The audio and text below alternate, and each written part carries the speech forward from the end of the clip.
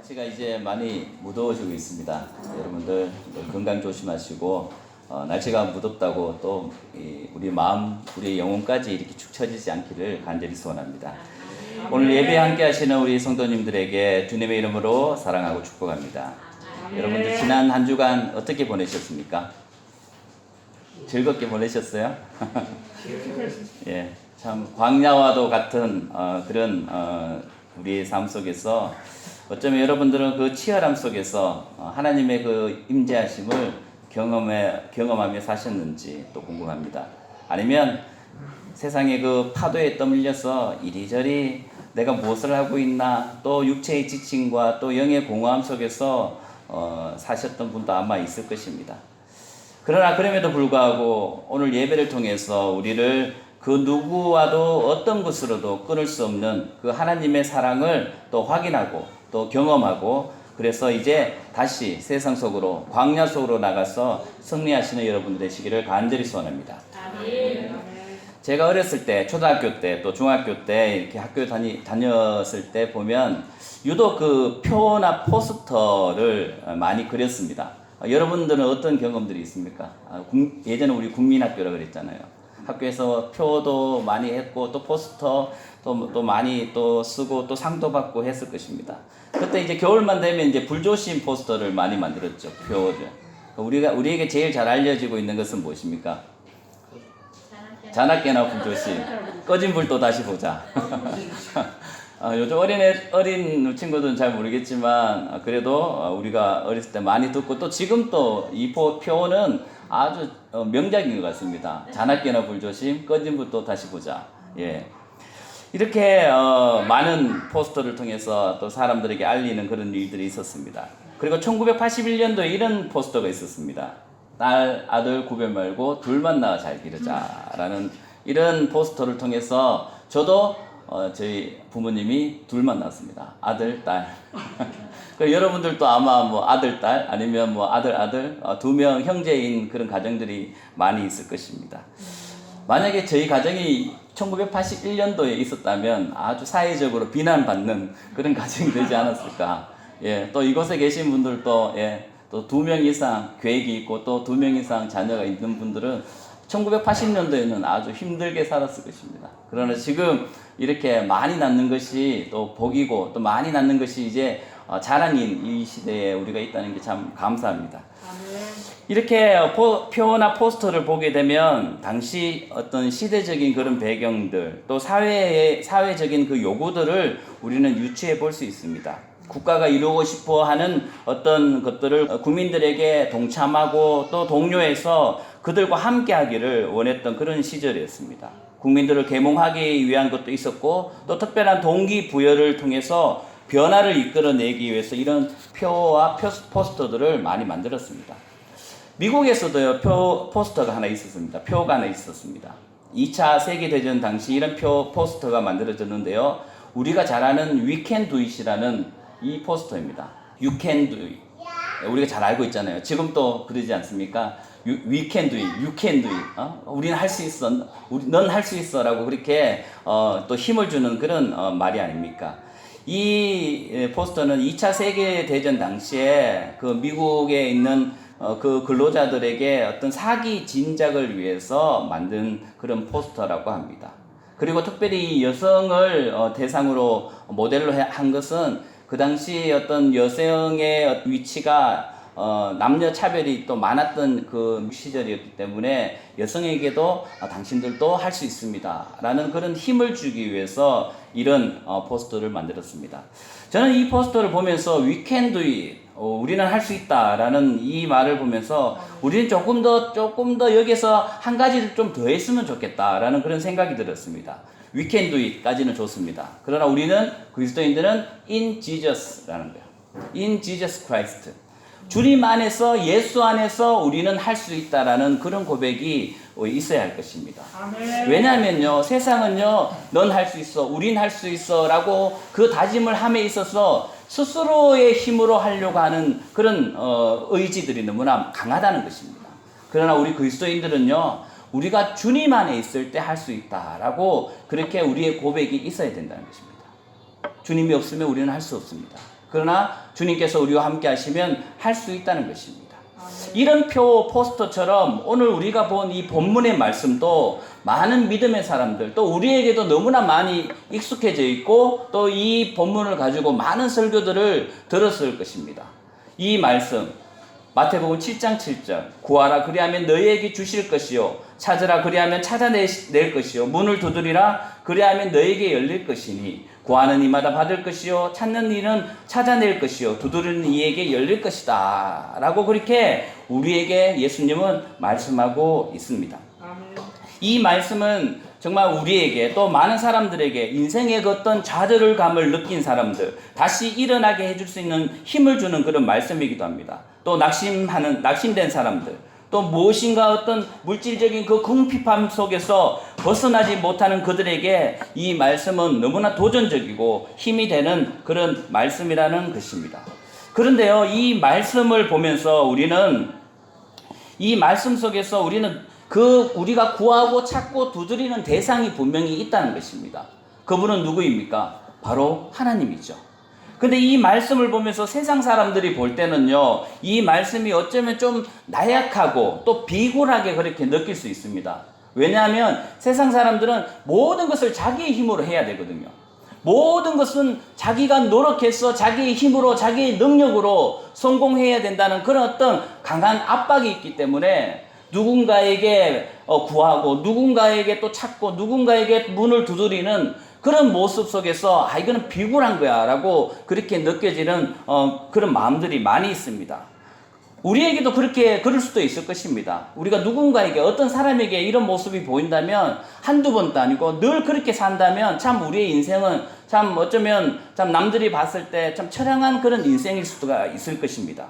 그러나요, 우리는 하나님 아버지, 우리의 창조자 되시는 우리의 아버지 되시는 그분으로 말미암아 우리가 구하고 찾고 두드려야 된다는 사실입니다. 그 믿음으로 그 마음으로 우리가 주님께 또 신앙생활을 해 나가야 한다는 것입니다. 어쩌면 세상에서 사람들은요, 아까 전에 본 그 한 여성이 팔뚝에 있는 그 근육질을 자랑하면서 나는 나의 힘으로 이 일들을 할 수 있다 라고 그렇게 자신만만하게 그렇게 이야기하는 그런 모습과는 어쩌면 우리는 정반대의 삶을 살아갈 수밖에 없다는 것입니다. 우리는 어떻습니까? 주님, 나는 연약합니다. 나는 할 수 없습니다. 오직 주님만이 이 일들을 할 수 있습니다 라는 그 고백으로 살아갈 수밖에 없다는 것입니다. 왜? 우리는 죄인이었기 때문이에요. 또 우리는 연약한 자이기 때문입니다. 우리는 예수 그리스도의 그 십자가에서 우리가 연약함과 우리의 죄인됨을 발견할 수가 있고 또 우리는 그렇게 고백합니다. 그렇기 때문에 우리는 주님 없이 살 수 없습니다.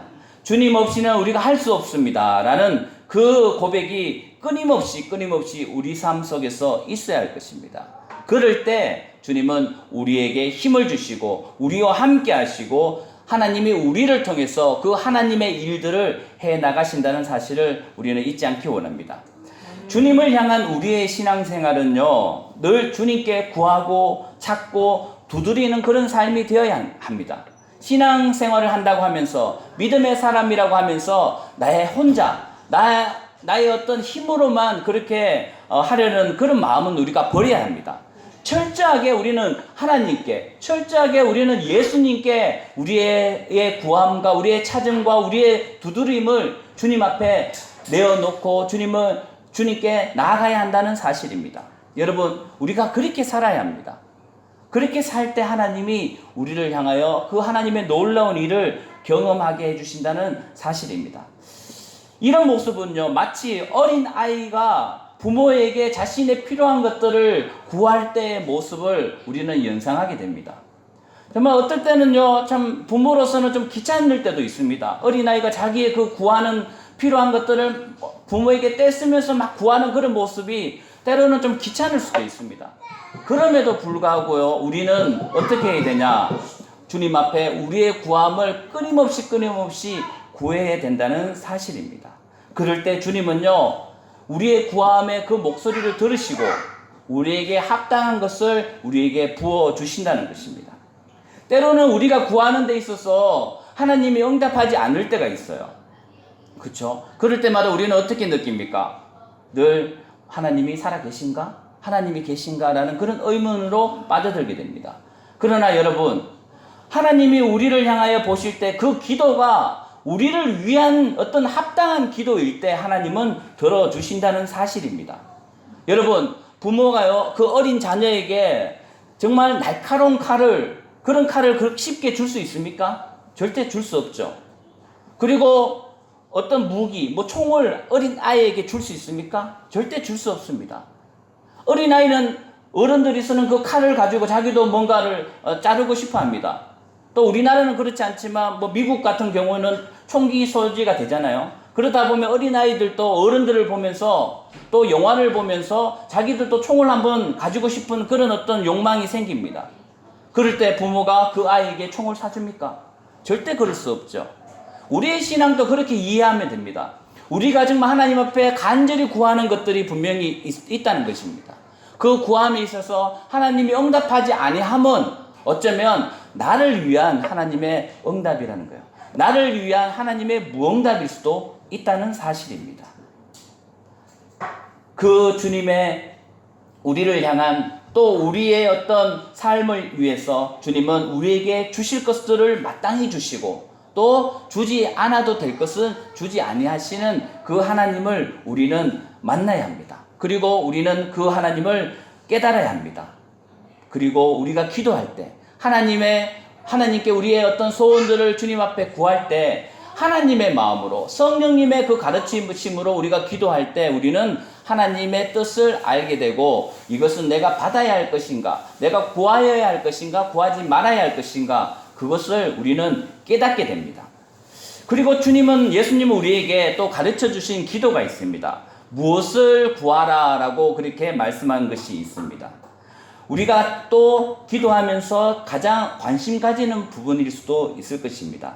그것이 무엇이냐면 우리에게 일용할 양식을 주옵시고 라는 그 주기도문의 그 한 부분을 우리가 잘 알고 있습니다. 우리는 우리의 어떤 삶 속에서 우리가 하루에 먹을 그 양식에 대해서 하나님께 구하라라고 예수님은 우리에게 말씀해 주셨습니다. 이 말씀은요, 우리에게 정말 필요한 만큼만 주님께 구하는 것이 올바른 기도다라고 그렇게 주님은 우리에게 가르쳐 주셨다는 거예요. 우리에게 필요한 만큼의 이상을 구하는 것은요, 그건 무엇입니까? 결국은 우리의 욕심이에요. 우리에게는 모두가 욕심이 있습니다. 필요한 만큼보다 더 많이 갖고 싶은 것이 우리의 욕심입니다. 그런데 우리가 또 나중에 깨닫게 되는 것은 필요한 것 그 이상의 것들은 결국은 쓸모가 없다는 거예요. 그죠? 그래서 우리가 특히 먹는 거, 어린아이들이 먹는 욕심들이 좀 있잖아요. 그런데 많이 욕심을 부립니다. 그 욕심을 부렸는데 그것을 다 먹지 못해요. 결국은 다 버리게 된다는 거예요. 그렇기 때문에 그와 마찬가지로 우리가 인생을 살아가면서 우리에게 필요한 것들이 많이 있습니다. 여러분 한번 여러분의 필요한 것들을 한번 써보십시오. 거의 책을 써도 될 겁니다. 그만큼 우리에게는 필요한 것이 너무나 많습니다. 저도 저에게 필요한 것을 써보려고 하면 너무나 많은 것들을 쓸 수 있을 것입니다. 그러나 여러분, 우리는 하나님의 자녀로서 그리스도인으로서 이 모든 만물의 주인 되신 아버지의 아들로서 자녀로서 딸로서 우리는 우리가 이 땅을 살아가는 데 있어서 우리의 하루의 양식, 우리가 필요한 것들을 아버지께 구하는 그런 우리의 삶이 되어야 한다는 것입니다. 그 많은 것들은 다 아버지의 것이기 때문에 또 필요할 때 우리는 그 아버지께 구하여서 그것을 우리가 받을 수 있다는 사실입니다. 그런데요, 또 한 가지 의문이 생깁니다. 우리가 그리스도인으로서 신앙생활을 하면서 또 살아가는데요, 우리는 하나님을 믿는 사람으로 또 하나님의 축복 가운데 있는 사람인데 가만히 옆 사람들과 나를 좀 비교해 보면 나는 정말 일용할 양식으로만 살아요. 오늘 하루 양식으로 살아요. 이번 한 달의 양식으로만 살아요. 그런데 옆에 있는 같은 형제 자매들을 보면 저분들은 하루의 양식보다 더 많은 것을 받은 것 같아요. 그러면 어떤 마음이 듭니까? 하나님은 왜 나를 이렇게 하루 조금 주시고 왜 저 형제 자매에게는 많이 주실까라는 그런 의문부터 생깁니다. 그런데요, 그 의문은 바로 비교에서부터 시작되는 거예요. 근데 가만히 살펴보면 하나님이 보시기에 나에게 일용할 양식을 주신 것이고 또 내 주위에 있는 사랑하는 우리 형제 자매들의 그 일용할 양식, 그들에게 필요한 일용할 양식은 내가 판단하는 것이 아니고 나의 기준이 아닌 하나님이 보셨을 때 그에게 알맞는 그에게 필요한 그 일용할 양식을 주신다는 사실이에요. 그렇게 우리가 생각한다면 우리는 절대 비교하면서 내 자신을 처량하게 생각하거나 나를 불쌍하게 생각할 필요가 전혀 없다는 것입니다. 왜냐? 나에게 맞는 것을 주셨기 때문에. 그리고 또 우리 형제들에게, 우리 사랑하는 형제 자매들에게는 하나님이 맞는 것을 주셨기 때문에 우리는 전혀 그 상황에 대해서 비교할 필요가 없다는 것입니다. 우리에게 필요한 것은 나에게 주신 그 일용할 양식에 대해서 자족하는 마음이 우리 가운데 필요합니다. 그 모든 상황 가운데 우리가 정말 열심으로 일했고 그 열심으로 일한 만큼의 대가를 받았을 때 그것으로 인해서 우리가 감사하고 자족할 수 있는 마음, 그 마음을 가질 때 우리 주위의 상황이 어떠하든지 우리는 믿음으로 그렇게 흔들리지 않고 살아갈 수 있다는 사실입니다. 그런데요, 이제 또 한 가지 또 다른 예들이 있습니다. 나는 일용할 양식으로 그냥 한 달 하루 그저 그렇게 살아가고 있는데 또 옆에 있는 사람을 보니까요, 너무나 많은 것을 가진 거예요. 근데 그 많은 것들이 가만히 보니까 하나님으로부터 온 것이 아니에요. 하나님으로부터 온 것이 아니고 자신의 욕심, 자신의 어떤 노력, 때로는 불법을 통해서 받은 그런 많은 것들이 보인다는 것이에요. 그런데 이상하게요, 우리는요, 그런 것들을 보면서도 부러워합니다. 불법을 통해서 얻은 많은 것들을 가진 사람들을 보면서도 부러워해요. 작년인가요? 재작년인가요? 이런 청소년들을 대상으로 여론조사를 한번 했다고 합니다. 자신에게 1억을 준다면 감옥에 갈 수 있겠냐라고 그런 질문을 했습니다. 여러분, 어떤 대답이 나왔을까요? 대다수 많은 청소년들이 나에게 그런 돈을 주면 나도 감옥에 갔다 올 수 있다라고 그렇게 대답을 했다고 합니다. 이거 얼마나 충격적인 일입니까? 많은 젊은 친구들이 또 학생들이 돈만 있으면 그것이 부정한 돈이든 상관없이 나에게 많은 돈만 주어진다면 감옥 정도는 갔다 올 수 있다라는 그런 생각을 하고 있다는 거예요. 결국은 그것은 누가 가르쳤습니까? 어른들이 가르쳤을 거예요. 또 여러 가지 어떤 미디어를 통해서 우리 아이들이 돈이면 최고다라고 그렇게 생각하면서 그 돈을 쫓기 위해서는 어떤 윤리나 도덕이나 법은 아무 필요 없고 그저 돈만 쫓아가겠다라는 그런 생각을 하는 그런 젊은이들, 청소년들이 너무나 많다는 사실입니다. 여러분, 우리는 그런 어떤 마음들을 가질 필요가 없습니다. 가졌어도 안 됩니다. 우리에게는 우리가 가지고 있는 그것에 만족하면서 또 우리의 부족한 가운데 하나님 앞에 우리가 구할 때 채워주시는 그 하나님의 그 은혜, 하나님의 사랑을 우리가 바라보면서 그렇게 자족하며 감사하면서 살아가야 한다는 사실입니다. 우리의 이 구함은요, 다시 한번 생각하면 부모와 자식의 그 관계라고 말씀해드리지 않았습니까? 그래서요, 부모는요, 부모가 가진 것이 많다 할지라도 자식에게는 그 어린 자식에게는 또 성숙하지 못한 자식에게는 많은 것을 주지 않습니다.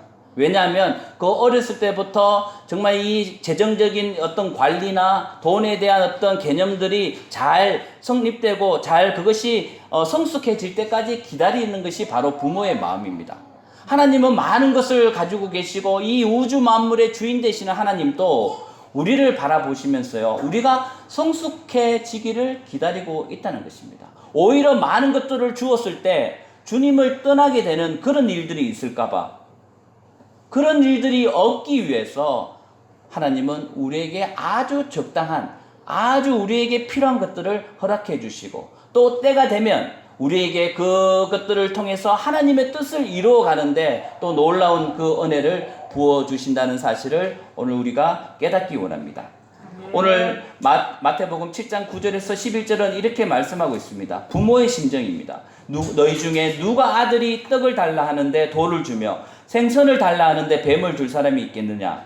너희가 악한 자라도 좋은 것으로 자식에게 줄 알거든 하물며 하늘에 계신 너희 아버지께서 구하는 자에게 좋은 것으로 주시지 않겠느냐? 아멘.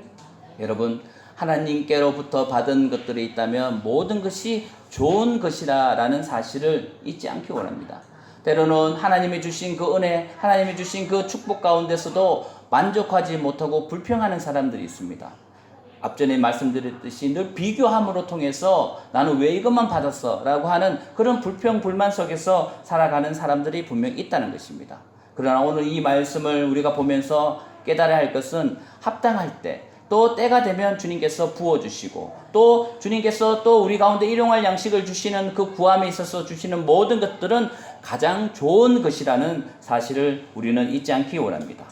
또한 이 구함에 있어서 또 한 가지 생각해 볼 부분이 있습니다. 우리는 무엇인가를 하나님께 구하는 것을 어떤 개념으로 생각하냐면 늘 물질적인 개념으로 생각합니다. 그러지 않습니까? 우리가 하나님께 구하면 뭘 구합니까? 우리가 하나님께 구하는 것은 대부분 물질입니다. 그죠? 그 물질을 구하는 것입니다. 그러나 우리는 이 물질을 또 우리가 살아가는데 아주 중요한 부분이지만 우리는 그것에만 그쳐서는 안 된다는 거예요. 우리의 구할 것은요, 그 물질보다 더 너머에 있는 정말 하나님이 우리를 통해서 하시고자 하는 그 일들을 우리가 구해야 한다는 사실입니다. 또 예수님은 주기도문을 통해서 주님이 우리에게 가르쳐 주신 그 기도문을 통해서 또 이렇게 말씀하고 있습니다. 아버지의 뜻이 하늘에서 이루어진 것 같이 땅에서도 이루어지게 하옵소서라고 그렇게 우리에게 기도를 가르쳐 주시고 계십니다. 그러니까 하나님의 뜻이 하늘에서 이루어진 그 예수 그리스도의 그 구원의 역사의 그 이루어지심이 이제 이 땅 가운데서도 우리를 통하여 그 예수 그리스도의 그 구원이 이루어져 가기를 우리가 기도해야 한다는 사실입니다. 하나님이 우리를 향하신 그 뜻, 하나님이 우리를 향하신 그 계획하심을 주님은 우리의 입술을 통해서 또 주님 앞에 기도를 통해서 또 삶을 통해서 이루어져 가기를 간절히 원하고 계신다는 것입니다. 그렇기 때문에 우리 그리스도인들은요, 그저 세상 사람들처럼 그 1차원적인 그런 어떤 물질 속에서 살아가는 그런 삶이 아니라 정말 하늘의 뜻을 이루어가는 고차원적인 그런 인생을 살아가야 한다는 것입니다. 그래서 하나님의 뜻을 이루어가는데 우리가 이 교회 공동체를 통해서 하나님은 이루어 가시기를 원한다는 것입니다. 우리의 마음이 모아져서 하나님의 뜻을 이루어 가기를 원한다는 사실을 우리는 잊지 않기 원합니다. 둘째로는 주님께서는 우리에게 찾으라라고 그렇게 말씀하고 있습니다. 찾는 자에게 찾게 해주신다는 말씀입니다. 우리가 예전에, 지금은 많이 있지 않는 것 같습니다. 예전에 뭐 잡지나 신문을 보면 숨은 그림 찾기가 있습니다. 그죠? 모르셨습니까? 자, 숨은 그림 찾기가 있죠. 그죠? 신문에 보고 또 잡지에 보면 그 옛날에 여러분들 재밌게 했던 기억이 없습니까? 있습니다. 요즘은 그런 게 잘 없는 것 같습니다. 이 숨은 그림 찾기를 또 찾아가지고 그것을 딱 오려서 뭐 출판사나 신문사에 이렇게 우편으로 보내면 또 선물도 주고 뭐 그런 것들이 있었어요. 그래서 그 참 선물을 받을 확률은 아주 낮습니다. 그리고 선물을 주는지 안 주는지도 확인이 안 되기 때문에 잘 모릅니다. 그렇지만 그 숨은 그림을 찾는 그 재미가 참 쏠쏠하다는 거예요. 그래서 그 숨은 그림을 찾기 위해서 열심히 찾습니다. 눈에 불을 켜고 그렇게 찾습니다. 그런데요, 꼭 보면 정말 뭐 1시간, 2시간 찾아도 찾을 수 없는 그런 그림이 있어요. 그 그림 속에서 옆에 있는 친구가 1분 만에 딱 찾습니다. 내가 보지 못하는 것을 옆에 있는 친구가 바로 보고 찾는 그런 경험들이 있다는 거예요. 내가 보는 그 어떤 시선, 관점과 우리 옆에 있는 그 친구가 보는 어떤 시선과 관점은 달랐기 때문에 그것을 빨리 찾을 수 있다는 것입니다. 우리가 하나님 앞에 무엇인가를 찾는 것도 마찬가지라는 거예요. 또 우리가 이 땅을 살아가면서 무엇인가를 또 찾는 그 모든 어떤 사건, 상황 속에서도 마찬가지라는 거예요. 우리의 찾음은요, 그저 내 개인적인 찾음에서 멈춰서는 안 되고 우리 공동체의 찾음이 되어야 된다는 거예요. 하나님 앞에 내가 찾는 것들이 있지 않습니까? 그 찾음이 내 개인의 어떤 욕심, 내 개인의 만족을 위한 찾음이 아니라 우리가 함께 그것을 찾아 나갈 때 하나님은 우리 공동체를 통해서 그 찾는 것을 쉽게 또 빠르게 또 이루어 가시는 그런 사실을 우리가 오늘 말씀을 통해서 좀 깨달았으면 좋겠습니다. 찾을 때 주님은 찾게 해주시고, 또 우리가 함께 찾을 때, 한 마음으로 기도할 때 주님은 그것을 더욱 빠르게 역사해 주신다는 사실을 우리 잊지 않기를 원합니다. 아멘. 그리고요, 이 찾음은요, 기쁨이 있습니다. 아까 전에 말씀드린 이 숨은 그림 찾기, 그거 아무것도 아니잖아요. 근데 그것을 찾으면서 기쁨을 느끼지 않습니까? 또 어떤 사람들은요, 이 학문을 통해서 기쁨을 느낍니다. 뭐 철학이나 또 뭐 과학이나 뭐 이런 어떤 또 고고학 같은 그런 학문 속에서 새로운 것들, 또 숨겨진 것들을 새롭게 찾아내는 그 기쁨들이 그들에게는 있다는 것입니다. 그래서 그들은요, 어떤 뭐 돈을 벌거나 뭐 어떤 명예를 얻는 것보다 남들이 모르는 어떤 역사적인 사실들, 또 과학적인 어떤 그런 어떤 이론들을 찾아내는 데 있어서 아주 기쁨을 느끼면서 그렇게 살아가고 있습니다. 또 종교적인 것도 마찬가지예요. 사람은 이 종교적인 동물입니다. 그렇기 때문에 우리가 살다 보면요, 어느 시점에는 이 인간은 무엇인가라는 그런 의문 속에서 신이 존재하는가라는 그런 또 질문을 하게 되고, 또 어떤 사람들은 신을 찾기 위해서 그 어떤 영적인 부분에 관심을 가지기 위해서 가졌기 때문에 많은 그것들을 찾으려고 노력합니다. 그래서 여러 종교들을 이곳저곳 다니는 그런 사람들도 있습니다. 그러면서 또 어떤 분들은 아무리 신을 찾고 또 어떤 영혼에 대한 어떤 천국에 대한 그런 궁금증 속에서 찾다가 결국은 하나님께 나오는, 예수 그리스도께 나오는 그런 사람들도 있다는 것입니다. 바로 우리의 찾음은요, 바로 예수 그리스도가 되어야 된다는 겁니다. 아멘. 우리의 찾음은요, 여러 가지 많은 것들이 있겠죠. 많은 것들이 있음에도 불구하고 우리의 찾음은 바로 예수 그리스도가 되어야 한다는 사실입니다. 그리고 우리가 찾는 그 예수 그리스도, 우리가 찾는 그 하나님은요, 지금도 또한 우리를 찾고 계신다는 사실이에요. 지금도 우리를 찾고 계신다. 잃어버린 그 한 영혼, 주님을 떠난 그 한 영혼, 그 한 영혼이 주님께로 돌아오는 그 일들을, 그 사건을 주님께서는 지금 또 찾고 있다는 것입니다. 그 찾음의 기쁨은요, 누가복음 15장에 잘 나타나고 있습니다. 누가복음 15장 8절에 보면요, 8절, 9절, 10절에 보면 드라크마 비유가 나옵니다. 어떤 여자가 10 드라크마가 있는데 하나를 잃으면 등불을 켜고 집을 쓸며 찾아내기까지 부지런히 찾지 아니하겠느냐. 또 찾아낸즉 벗과 이웃을 불러 모으고 말하되 나와 함께 즐기자. 이런 드라크마를 찾아내오노라 하리라. 내가 너에게 이르노니 이와 같이 죄인 한 사람이 회개하면 하나님의 사자들 앞에 기쁨이 되느니라. 아멘. 이것이 하나님의 그 찾음의 기쁨이라는 거예요. 한 드라크마를 잃어버렸을 때 그것을 정말 열심으로 찾고 찾았을 때 그 기쁨은 말로 할 수 없는 거예요. 그리고 정말 이웃을 불러서 함께 잔치를 하면서 함께 기뻐하는 그런 모습들이 보이고 있다는 것입니다. 이런 찾음이 우리 가운데 있어야 한다는 거예요. 여러분들이 찾고 있는 것은 과연 무엇입니까? 우리가 찾아야 할 것은, 오늘 말씀을 통해서 우리가 깨달아야 할 것은 잃어버린 한 영혼을 찾는 그런 모습들, 그런 삶이 우리 가운데 있어야 한다는 사실입니다. 아멘. 마지막으로 문을 두드리는 자에게 그 문이 열린다는 말씀을 우리에게 하고 있습니다. 여러분들은 지금 살아가면서 어떤 문을 두드리고 있습니까? 그 문들은 또 개개인마다 다르실 것입니다. 어떤 분들은 어떤 자신이 하는 그 사업의 문을 두드리는 사람이 있을 것입니다. 또 어떤 분들은 직장의 문을 두드리는 사람들이 있을 것입니다. 또 어떤 분들은 자녀의 어떤 대학의 그 문을 두드리는 분들도 있을 것입니다. 그리고 어떤 분들은 자신의 자녀를 위한, 또 출산을 위한 그런 어떤 하나의 관문을 통과하기 위해서 그 문을 두드리는 분들도 있을 것입니다. 중요한 것은요, 그 모든 문들을 두드릴 때 우리는 믿음으로 말씀을 의지하면서 그 문을 두드려 나가야 한다는 것입니다. 그리고 그 문을 믿음으로 두드릴 때 하나님은 그 문을 활짝 열어주신다는 사실을 우리는 잊지 않기를 원합니다. 아멘. 그런데요, 우리가 인생을 살아가면서 많은 것을 두드린다고 말씀드리지 않았습니까? 그런데 우리가 한 가지 또 잊고 사는 것이 있습니다. 우리는 내가 두드리는 것에만 관심이 있습니다. 그러나요, 예수님은 지금도 우리 앞에서 우리의 마음의 문을 두드리고 계신다는 사실을 우리는 잊지 않기 원합니다.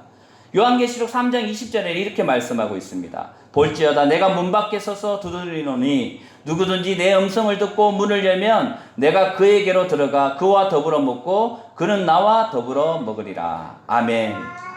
예수님도 동일하게 지금 우리를 향하여 두드리고 있다는 사실을 우리는 잊지 않아야 합니다. 우리는 모든 것이 나의 중심적으로 내가 원하는 것만 두드리면서 이 땅을 살아가다 보면 예수님이 나의 마음을 두드리는 그 두드림의 소리를 듣지 못할 때가 있다는 것입니다. 그래서 여러분, 우리가 두드리는 것에만 너무 집착하지 마시고 예수님이 내 마음을 두드리시는 그 두드림에도 우리가 귀를 열고 그 두드림에 응답해야 한다는 사실입니다. 또 어떤 이들은요, 주님이 먼저 열어주시면 내가 문을 열겠습니다 라고 그렇게 조건을 걸고 있다는 거예요. 그런 어떤 상황들이 너무나 많습니다. 하나님이 하시면 나도 하겠습니다. 하나님이 이렇게 해주시면 나도 이렇게 하겠습니다 라는 어떤 조건적인 하나님을 상대로 거래를 하는 거예요. 우리가 정말 그 거룩하신 하나님, 그 존귀하신 하나님, 그 위대하신 하나님 앞에서 우리가 어떻게 하나님이 하시면 나도 하겠습니까? 라는 그런 말을 할 수 있겠습니까? 이런 말보다는 주님, 내가 먼저 열겠습니다. 주님, 내 안에 오시고 나와 함께 더불어 먹고 마시며 나와 함께하는 그런 삶을 살기를 원합니다. 그것이 나의 소원입니다. 우리가 세상의 것들을 아무리 두드려도 그것이 열린다 할지라도 그것에서 우리의 만족이 멈춰지는 건 아니잖아요.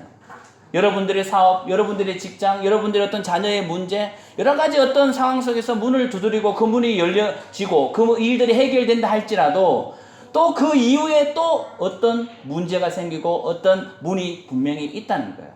직장 문제도 마찬가지입니다. 내가 이 직장에 들어가면 너무나 행복할 것 같아 라고 하지만 막상 직장 생활을 하면 모든 직장 생활은 피곤합니다. 힘듭니다. 고달픕니다. 그죠?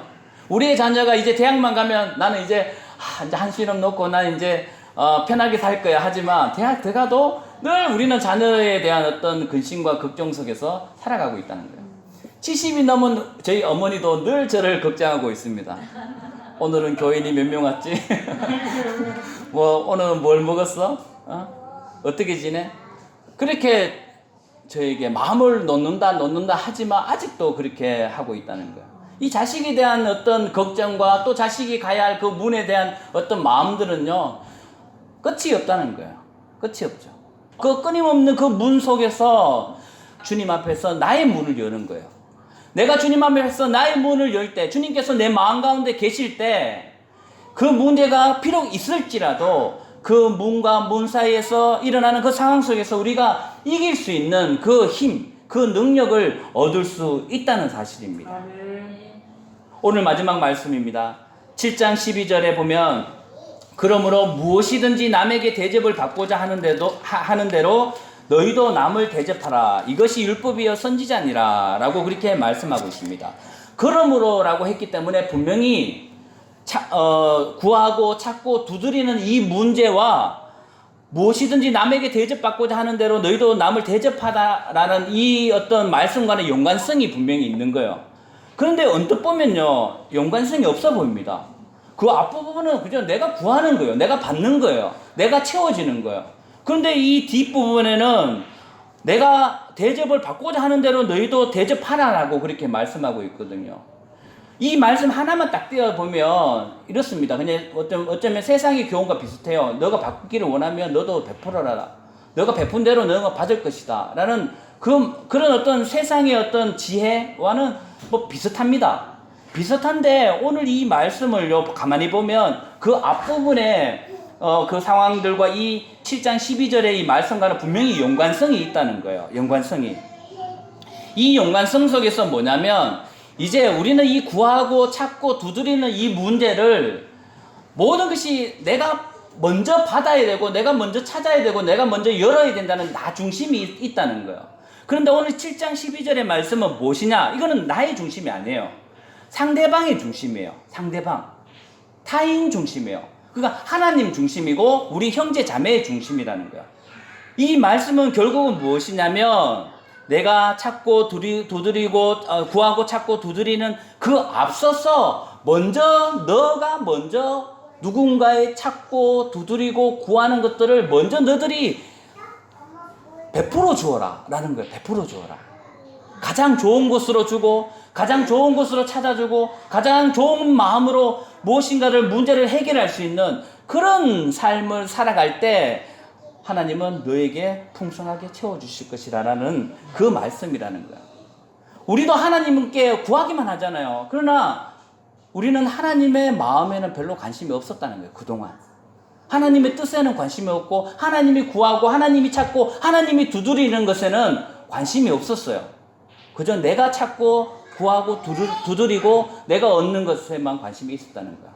이 말씀을 통해서 우리가 깨닫게 되는 것은 이제 나의 구하고 찾고 두드리는 그 문제에 앞서서 이제 하나님이 무엇을 구하고 찾고 두드리고 계신가 라는 그것을 우리가 기억하고 그것을 우리가 후하게 마음을 다하여 그것을 이루어갈 때 하나님은 우리의 삶 가운데 채워주시는 놀라운 은혜가 있다는 것입니다. 우리의 관계 속에서도 마찬가지입니다. 우리가 어떤 상대를 보면서 그를 통해서 무엇인가 구하고 찾고 뭔가 두드려서 열리고만 싶어하는 그런 마음들이 있지 않습니까? 남편과 아내의 문제도 마찬가지입니다. 남편이 또 아내가 먼저 그것을 해주기를 원해요. 내가 먼저 하는 것이 아니라.